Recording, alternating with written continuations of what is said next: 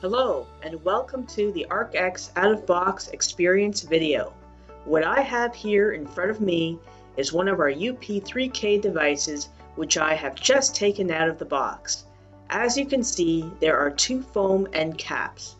There is also a piece of cardboard over the touch screen to prevent any scratches during shipping. Included with the box, you will also find a power supply that looks like this. It takes a standard IEC cable, and we provide both standard length IEC cables as well as 15-foot cables with a twist lock plug for star lines and a variety of other lengths which you can order.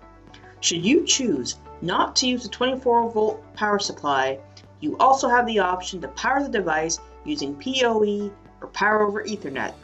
So if you have a mid-span ejector, you can use that as well.